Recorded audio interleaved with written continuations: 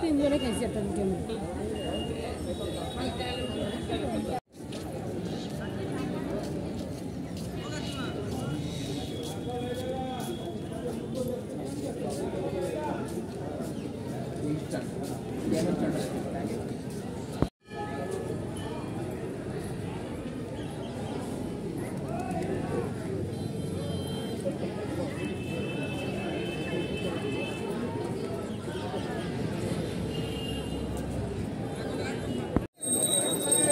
हर हर महादेव।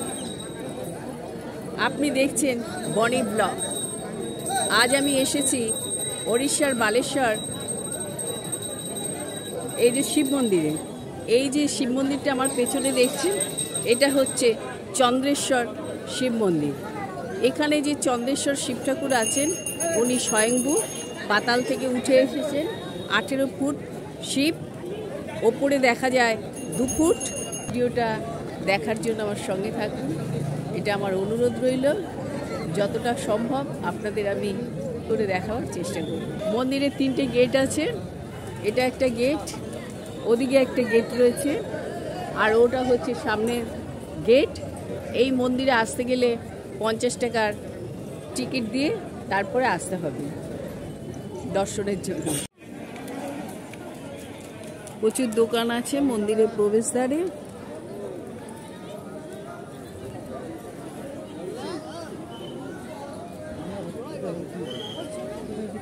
ওটা হচ্ছে মঙ্গলচণ্ডী মন্দির, এটা জগন্নাথ মন্দির। মঙ্গলচণ্ডী, এদিকে তো তারামা, এদিকে গণেশ, আরও সব ওই যে শিব ঠাকুর, আরও সব দেবতা রয়েছে। একটু জুম করে দেখাচ্ছি।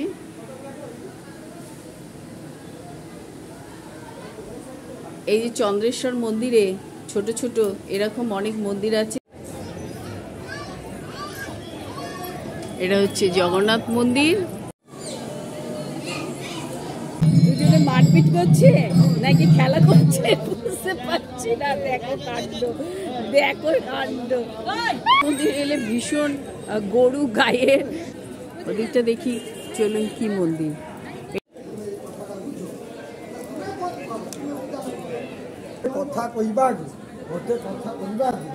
এখানে রাধা কৃষ্ণ, চন্দ্রেশ্বর মন্দিরের পেছন দিকটা। এখানে সব ধাগা বেঁধে যায়, মানসিক করে রেখে যায়।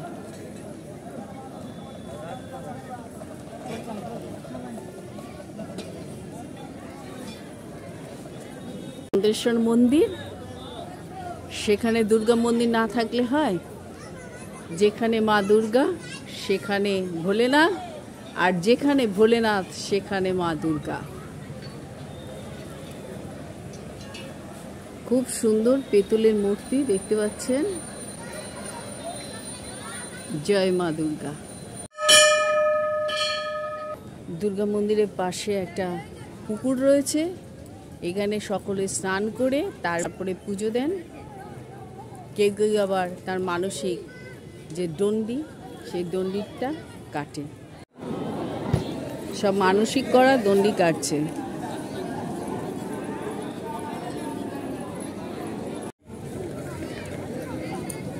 এই দেখুন উপরে একটা ত্রিশূল।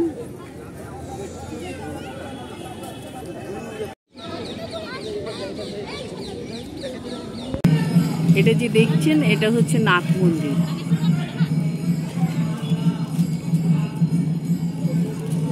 মনে হয় ওটাতে যাচ্ছে। এই দেখুন দেখুন দেখুন, চন্দ্রেশ্বর মন্দির।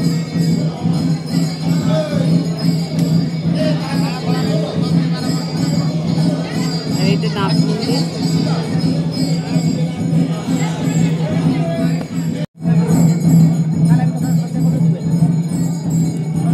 এখানে প্রদীপ জ্বালানো হয়। ওটা হচ্ছে ঢোকার গেট। আজকে বহু জাঁকজমক করে ভেতরে পুজো হচ্ছে। চলুন মন্দিরের ভেতরে প্রবেশ করি। সর্ববিঘ্ন প্রশান্তে শ্রুতে সকল কল্যাণ আয়োজন যত্র জায়তে পুরুষ সমদমনিত্য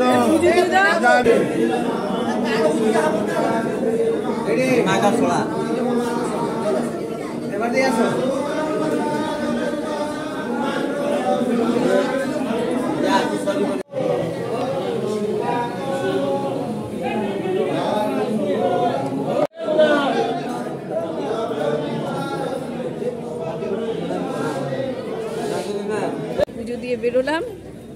ভিডিওটা আপনাদের কেমন লাগলো, মন্দিরটা আপনাদের কেমন লাগলো সেটা আমাকে কমেন্ট করে জানাবেন।